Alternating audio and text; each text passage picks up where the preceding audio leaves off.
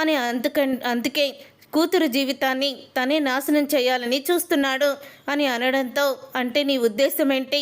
దశరథికి నిజం చెప్పాలని అనుకుంటున్నాడనా అని అనగానే, అంతే కదా, ఇంతలో ఏ యాక్సిడెంట్ అయ్యో గతం మర్చిపోయాడు అని జ్యోత్స్న అయితే అంటూ ఉంటుంది. ఒకవేళ నా కొడుకుని నువ్వే గనక చంపాలని చూసావని తెలిసిందంటే ఆ రోజు ఖచ్చితంగా నేను నిజాన్ని బయట పెట్టేస్తాను జ్యోత్స్న అని మనసులో అనుకుంటూ ఉంటుంది పారిజాతం. తరువాత రోజు ఇక పారిజాతం అలా అనుకుంటూ ఉండగానే ఇంతలో సుమిత్ర అయితే గుడికైతే బయలుదేరుతుంది. సుమిత్ర గుడికి బయలుదేరుతూ ఉంటే అప్పుడే పారిజాతం అయితే, సుమిత్ర నేను కూడా గుడికి వస్తానమ్మా అని అంటూ ఉంటుంది పారిజాతం. సరే అత్తయ్య, పదండి వెళ్దాం అని సుమిత్ర పారిజాతం ఇద్దరూ కూడా గుడికైతే వెళ్తారు. అనుకోకుండా ఎప్పుడైతే సైదుల్ని లారీతో గుద్దిచ్చానో అతను చనిపోయాడని అనుకుంటుందో పారిజాతం, అతను బ్రతికే ఉంటాడు. 20 సంవత్సరాల తర్వాత, ఇన్ని సంవత్సరాల తర్వాత అతను కోమాలో నుంచి బయటికైతే వస్తాడు. కోమాలో నుంచి బయటికి వచ్చిన సైదులు ఇక జరిగిందంతా కూడా గుర్తు చేసుకొని, శివన్నారాయణ ఇంటి గారి ఉప్పు తిని వాళ్ళకి నేను ద్రోహం చేశాను, ఇప్పుడు అసలు వాళ్ళు ఎలా ఉన్నారో ఏం చేస్తున్నారో మొత్తం తెలుసుకోవాలని సైదులు అయితే శివన్నారాయణ పాత ఇంటికైతే వెళ్తాడు. శివన్నారాయణ పాత ఇంటికి వెళ్ళినప్పుడు ఇక్కడి నుంచి వాళ్ళు ఖాళీ చేసి ఎప్పుడో వెళ్ళిపోయారో, ఎక్కడికి వెళ్ళారో కూడా తెలీదు అని అనడంతో అప్పుడే సైదులు అయితే శివన్నారాయణ కోసం మొత్తం అన్ని చోట్ల ఇక వెతుకుతూనే ఉంటాడు పిచ్చివాడిలాగా. అప్పుడు నేను చేసిన తప్పే ఇన్ని రోజులు నేను కోమాలో నుండి శిక్ష అనుభవించేలా చేసింది. ఇప్పుడు నేను కోమాలో నుంచి బయటికి వచ్చాను. ఇప్పుడు పారిజాతం చేసిన కుట్రని బయటపెట్టి అప్పుడు శివన్నారాయణ గారికి తన ఇంటి వారసురాలు ఇప్పుడు ఉన్న జ్యోత్స్న కాదు అని నిజం చెప్పాలి అని అనుకుంటూ ఉంటాడు. సైదులు అయితే ఇంటి వారసురాలు విషయంలో చాలా పెద్ద పొరపాటు జరిగిందని ఆయన కాళ్ళు పట్టుకుంటాను. జల్లుడు వేసి మొత్తం కూడా వెతుకుతాను, ఎక్కడ ఉన్న శివన్నారాయణ గారిని ఖచ్చితంగా పట్టుకుంటాను అని మొత్తం సైదులు అయితే వెతుకుతూ ఉంటాడు. అలా సైదులు వెతుకుతూ ఉండంగానే ఇక గుడికైతే వస్తాడు. గుడిలో ప్రసాదం పెడుతూ ఉంటారు. గుడిలో ప్రసాదం పెట్టడం చూసి తనకి బాగా ఆకలి వేయడంతో ఆ క్యూ లైన్లో నుంచొని ఉంటాడు సైదులు. ఇంతలో గుడికైతే పారిజాతం సుమిత్ర ఇద్దరు కూడా వస్తారు. పారిజాతం సుమిత్ర ఇద్దరు కూడా వచ్చి ప్రదక్షిణలు చేస్తూ ఉంటారు. ఇంతలో సైదులకి ప్రసాదం దొరుకుతుంది. ఆ ప్రసాదాన్ని గుడి మెట్ల దగ్గరే కూర్చొని తింటూ ఉంటాడు. ఇక ఇంతలో పారిజాతం సుమిత్ర గుడిలో దేవుణ్ణి మొక్కుకొని అక్కడ దర్శనం చేసుకొని బయటికైతే వస్తూ ఉంటారు. బయటికి వచ్చిన తర్వాత అప్పుడే సైదులు పారిజాతాన్ని అయితే చూస్తాడు. సుమిత్రని కూడా చూసి గుర్తుపడతారు. వీళ్ళు పారిజాతం సుమిత్ర అమ్మగారులా ఉన్నారు అని అనుకుంటూ ఇక పరిగెత్తుకుంటూ వాళ్ళ దగ్గరికి వస్తూ ఉంటాడు. ఇంతలోనే ఇక కారు దగ్గరికి వచ్చి సుమిత్ర పారిజాతం ఇద్దరు కూడా కారు ఎక్కేస్తారు. అలా కారు ఎక్కేయడంతో ఇక సైదులు అయితే వీళ్ళని ఫాలో అవుతూ వెళ్తే వీళ్ళు ఎక్కడున్నారో అంతా కూడా తెలుస్తుంది అని అనుకున్న సైదులు అయితే ఇక కారు ఆటోని మాట్లాడుకుంటాడు. ఆటోని మాట్లాడుకొని ఆ కారు వెనకాలే ఫాలో అవుతూ వెళ్ళు అని అంటూ ఉంటాడు సైదులు. అప్పుడు ఇక ఆటోలో ఆ కారు ఎక్కడికి వెళ్తుందో ఏంటో మొత్తం కూడా ఇక ఫాలో అవుతూ వెళ్తూనే ఉంటాడు. కానీ దారి మధ్యలో అంటే ఒక మలుపు తిరిగితే శివన్నారాయణ ఇల్లు వస్తుందని అనేలోపు ఆటో అయితే ఆగిపోతుంది. ఇక ఆటో ఆగిపోవడంతో ఒక్కసారే షాక్ అయిపోతూ ఉంటాడు సైదులు. ఏంటన్నా ఏమైంది, ఆటో ఆగిపోయిందా అని అంటూ ఉంటే, అవును ఆటో ఆగిపోయింది అని అంటూ ఉంటాడు అతను. ఇప్పుడే కదా ఇక్కడికి కారు ఇలాగే మలుపు తిరిగింది అని పరిగెత్తుకుంటూ మొత్తం కూడా చూస్తాడు. ఎక్కడా కూడా కారు అయితే కనిపించదు. ఈ ఆటో ఆగకుండా ఉండుంటే కారు ఎక్కడికి వెళ్ళిందో ఖచ్చితంగా కనిపించేది. కానీ వాళ్ళు ఈ ఏరియాలోనే ఉంటున్నారు, కారు ఇక్కడికి వచ్చిందంటే ఇక్కడే ఏ ఇంట్లోనో ఉంటున్నారో మొత్తం వెతకాలి అని అనుకుంటూ ఉంటాడు సైదులు అయితే. ఇక సైదులు అయితే అలా వెతకాలి అని అనుకుంటూ ఉండగా మొత్తం కూడా అలా వెతుకుతూ ఉంటాడు. ఇంతలో ఇక కార్తీక్ అయితే దీప దగ్గరికి వచ్చి, ఏంటి దీప, ఏంటి ఆలోచిస్తున్నావు అని దీపని అడుగుతూ ఉంటాడు. ఏం లేదు కార్తీక్ బాబు, నన్ను మీరు ఎందుకు శివన్నారాయణ గారి ఇంటికి అంత ధైర్యంగా తీసుకువెళ్ళారా అని ఆలోచన వచ్చింది అని అంటూ ఉంటుంది దీప. ఇక దీప అలా అనుకున్న తర్వాత అప్పుడే ఇక కార్తీక్ అయితే అంటూ ఉంటాడు, అది కూడా నీళ్ళే కదా అని అంటూ ఉంటాడు కార్తీక్. ఏంటి కార్తీక్ బాబు, మీరేంటి ఇలా కొత్త కొత్తగా మాట్లాడుతున్నారు, అది కూడా నా ఇల్లు అంటారేంటి అని అంటూ ఉంటుంది దీప. చూడు దీప, ఎవరు ఎక్కడికి వెళ్తారో ఏ గూటికి చేరుతారో ఎవ్వరికీ తెలీదు. అత్త నిన్ను సొంత కూతుర్లా చూసుకుంది, బ్లడ్ ఇవ్వడానికి ముందుకు వచ్చింది, ఎందుకో నిన్ను అక్కడికి తీసుకువెళ్ళాలని అనిపించింది. అక్కడికి వెళ్ళిన తర్వాత చూడు, అందరూ నిన్ను ఏమైనా తిట్టారా? లేదో, మౌనంగానే ఉన్నారు. సామాన్యంగా ఆ మాటలు అనడం సహజమే, కానీ అందరూ కూడా నీకు సపోర్టివ్గానే మాట్లాడారు కదా అని అంటూ ఉంటాడు కార్తీక్. అయితే ఇలా రెండు కుటుంబాలు దగ్గరవ్వాలి, నువ్వే తప్పు చేయలేదని వీళ్ళందరి ముందు నేను నిరూపిస్తాను దీప, అదే నా కోరిక అని అంటూ ఉంటాడు కార్తీక్. అయితే అప్పుడు ఇక దీప అయితే, నన్ను ఈ జన్మలో సుమిత్ర గారు క్షమిస్తారంటారా? నాకు అమ్మ ఎలా ఉంటుందో తెలీదు, అమ్మ ప్రేమ ఎలా ఉంటుందో తెలీదు, కానీ సుమిత్ర గారి దగ్గరికి వచ్చాకే అమ్మ ఎలా ఉంటుందో, అమ్మ ప్రేమ ఎలా ఉంటుందో తెలిసింది కార్తీక్ బాబు. తను నాకు సొంత కన్న తల్లిలాగా నన్ను ఆదరించేది, గుండెల్లో పెట్టుకునేది. కానీ జోష్న వాళ్ళ మనసుల్లో విషాన్ని నింపింది.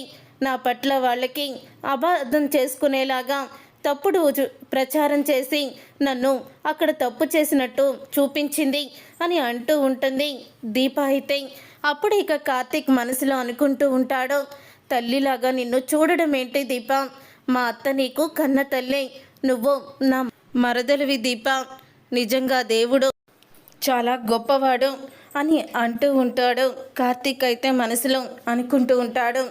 ఇంతలో ఇక సైదులు అయితే మొత్తం కూడా వెతుకుతూ ఉంటాడు. శివనారాయణ గారు ఇల్లెక్కడా అని అందరినీ కూడా అడుగుతూ ఉంటాడు. ఎవ్వరు కూడా సైదుల్ని చూసి నిజమైతే చెప్పరు. ఇంతలో ఇక శివనారాయణ కారులో వెళ్ళడం చూస్తాడు. సైదులు అయితే ఆ కారులో వెళ్తుంది శివనారాయణ గారే కదా అని అనుకుంటూ ఉంటాడు. సైదులు ఇక కారు వెనకాలే పరిగెత్తుకుంటూ వెళ్తాడు. అలా పరిగెత్తుకుంటూ ఇక శివనారాయణని మొత్తానికి ఇంటికి వెళ్ళాక ఇంటి దగ్గర అయితే కలుసుకుంటాడు సైదులు. అయితే అప్పుడే ఇక శివనారాయణ ఇక సైదుల్ని చూసి షాక్ అయిపోతూ ఉంటాడు. సైదులు నువ్వేనా అని అంటూ ఉంటే, అవును శివనారాయణ గారు నేనే సైదుల్ని అని అంటూ ఉంటాడు. నువ్వు ఇన్ని సంవత్సరాల తర్వాత ఏమైపోయావో, నువ్వు చనిపోయావని, నిన్ను లారీ గుద్దేసిందని ఏవో చెప్పారు కదరా, నువ్వు ఎలా బ్రతికావో, ఇన్ని సంవత్సరాలు ఎక్కడున్నావో అని శివనారాయణ అడుగుతూ ఉంటాడు. అప్పుడే ఇక శివనారాయణ అలా అడిగేసరికి సైదులు అయితే చెప్తూ ఉంటాడు, నేను ఇన్ని రోజులు కూడా కోమాలో ఉన్నాను బాబు, ఇప్పుడే కోమాలో నుంచి బయటికి వచ్చాను. నేను చేసిన పాపమే నాకు శాపంగా మారి ఇన్ని రోజులు జీవోత్సవంలా బ్రతికాను అని అంటూ ఉంటాడు సైదులు. నువ్వు చేసిన పాపమా ఏంటది? అవును బాబు, మీ ఉప్పు తిని మీకు ఎంతో విశ్వాసంగా నేను పనిచేశాను, కానీ నా అవసరాలు, నాకు డబ్బు అవసరాలు మీ ఇంటి వారసురాల విషయంలో నేను తప్పు చేసేలా చేశాయి అని అనగానే ఒక్కసారే షాక్ అయిపోతూ ఉంటాడు సైదులు. అయితే అప్పుడే ఇక సుమిత్ర, దశరథ ఇద్దరు కూడా బయటికి వస్తారు. వాళ్ళిద్దరూ కూడా సైదుల్ని చూసి షాక్ అయిపోతూ ఉంటారు. సైదులు నువ్వేనా అని అంటూ ఉంటాడు దశరథ. అవును బాబు నేనే అని అంటూ ఉంటాడు సైదులు. అయితే ఇంటి వారసురాల విషయంలో తప్పు చేశానని ఎందుకంటున్నావు? అసలు ఇంటి వారసురాల విషయంలో, అది కూడా నా ఇంటి వారసురాల విషయంలో ఏ తప్పు జరిగింది అని అడుగుతూ ఉంటాడు దశరథ. అప్పుడే ఇక దశరథ అలా అనేసరికి అప్పుడే సైదులు అయితే చెప్తాను బాబు చెప్తాను. సుమిత్రమ్మ గారు, పారిజాతం గారి కోడలు ఉన్నారు కదా, ఇద్దరు ఒకేసారి డెలివరీకి ఒకే హాస్పిటల్కి వచ్చారు అని అంటూ ఉంటాడు సైదులు. అవును, దాసుకు పుట్టిన కూతురు చనిపోయింది అని అంటూ ఉంటే, లేదు బాబు దాసుకి పుట్టిన కూతురు చనిపోలేదు అని అంటూ ఉంటాడు దాసు. సైదులు అయితే అప్పుడు ఆ మాట విని ఒక్కసారే శివనారాయణ ఏం మాట్లాడుతున్నావో, మేముండగానే కదా పారిజాతం వచ్చి చెప్పింది అని అంటూ ఉంటే, లేదు బాబు అంతకీ అరగంట ముందు మీ కుటుంబానికి ఒక ద్రోహం జరిగింది. అదే మీ ఇంటి వారసురాలు మార్పు అని అనడంతో సుమిత్ర అమ్మగారికి పుట్టిన బిడ్డని నా చేతికి ఇచ్చి నన్ను ఆ బిడ్డని చంపేమని చెప్పింది పారిజాతం అని అంటూ సైదులు నిజాన్ని బయట పెడతాడు. నేను ఆ బిడ్డని తీసుకొని చంపడానికైతే తీసుకువెళ్ళాను అని అనంగానే ఏం మాట్లాడుతున్నావురా నువ్వు? ఆ రోజు నా మనవరాలు సుమిత్ర దగ్గరే ఉంది అని అంటూ ఉంటే, లేదు శివనారాయణ గారు, ఆ రోజు సుమిత్ర గారి దగ్గర ఉన్న ఆ బిడ్డ ఎవరో కాదో దాసు కూతుర్ని తీసుకువచ్చి మీ మీద ఉన్న కోపంతో పారిజాతం మీరు మొదటి భార్యని మర్చిపోలేక తనని పక్కన పెడుతున్నారని, తన కొడుకుని ఇంట్లో నుంచి బయటికి గెంటేశారని, తన కొడుకు ఆస్తి లేక డబ్బులు లేక ఇబ్బంది పడడం చూసి మీ మనవరాలికి అదే పరిస్థితి రావాలని, తన మనవరాల్ని ఇంటి యువరాణిని చెయ్యాలని తను కుట్ర చేసింది. పుట్టిన వెంటనే దశరథ్ గారి బిడ్డని నాకు ఇచ్చేసింది. తను దాసు కూతుర్ని తీసుకువెళ్ళి సుమిత్ర గారి ఒడిలో పడుకోబెట్టింది అని అంటూ సైదులు అయితే నిజం చెప్తాడు. నేను చెప్పేది అక్షరాల నిజం బాబు, నా మీద ఒట్టు, ఆ దేవుడి మీద ఒట్టు అని సైదులు అంటూ ఉంటాడు. ఇదే నిజాన్ని మీకు చెప్పాలని 20 సంవత్సరాల నుంచి నేను ఎంతో ఆరాటపడ్డాను. నా ప్రాణం పోయే చివరి క్షణంలో ఉన్న మీ గురించి మీకు నిజం చెప్పాలని నేను ఎంతో ఆరాటపడ్డాను అని అంటూ ఉంటాడు సైదులు. అంటే నువ్వు నా కూతుర్ని పొట్టను పెట్టుకున్నావా అని అంటూ ఉంటే అప్పుడే ఇంకా ఆ మాట విని ఒక్కసారి సైదులు అయితే లేదమ్మా, నీ బిడ్డ బ్రతికే ఉంది అని అంటూ ఉంటాడు సైదులు.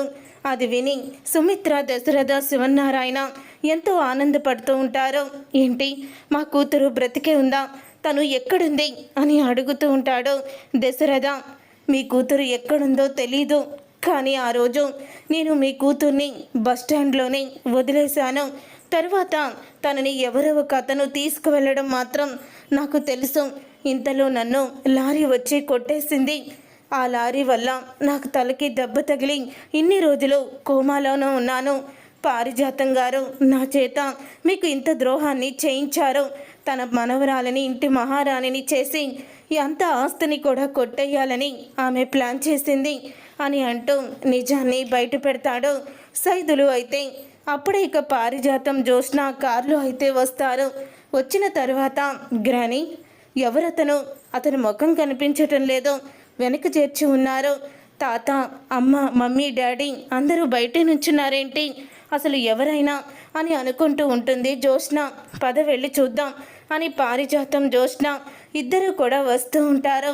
అలా వస్తూ ఉన్నప్పుడే శివనారాయణ పారిజాతాన్ని చూసి కోపంతో రగిలిపోతూ ఉంటాడు. అప్పుడే పారిజాతం, ఎవరండి అతను, మీరందరూ అలా ఉన్నారేంటి, అసలు ఇతను ఎవరు అని అంటూ, ఎవరయ్యా నువ్వు అని పారిజాతం పిలుస్తుంది సైదుల్ని. ఒక్కసారి సైదులు అయితే వెనక్కి తిరుగుతాడు.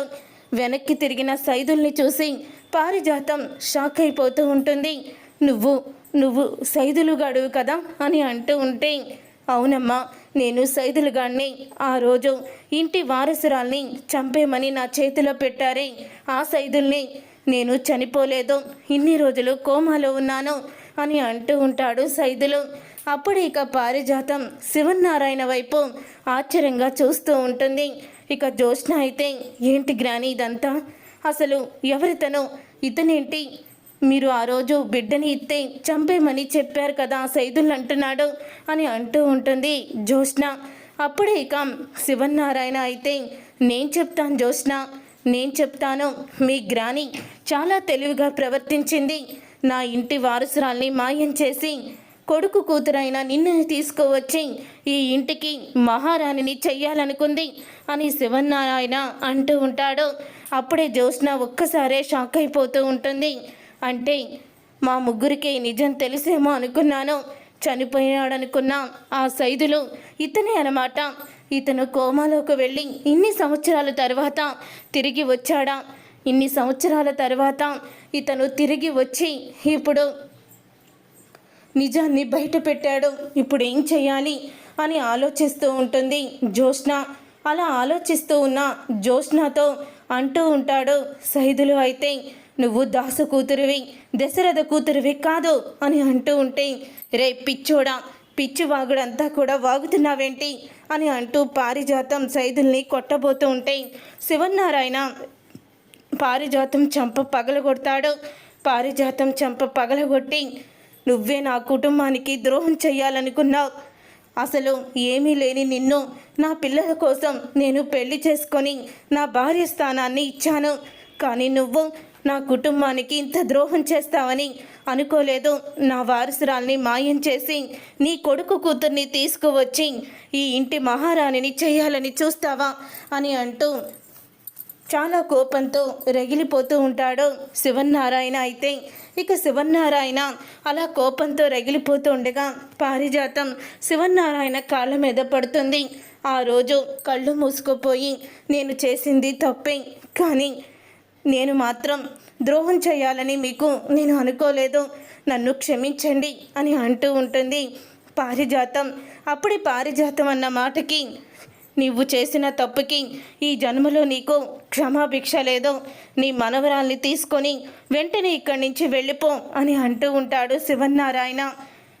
అప్పుడే జ్యోత్స్న అయితే, తాత, ఇన్ని సంవత్సరాలుగా నేను మీ ఇంటి వారసురాలుగానే పెరిగాను, కానీ ఇప్పుడు వచ్చి సడన్గా ఇంటి వారసురాలువి నువ్వు కాదు అని గ్రానీతో పాటు నన్ను బయటికి గెంటేస్తాం న్యాయం కాదు తాత అని అంటూ ఉంటుంది జ్యోత్స్న. మమ్మీ, డాడీ, మీరైనా తాతయ్యకి చెప్పండి అని అంటూ జ్యోత్స్న అయితే బ్రతిమలాడుతూ ఉంటుంది. చూసారుగా ఫ్రెండ్స్, రాబోయే కథలో ఖచ్చితంగా ఇలాగే జరగబోతుంది.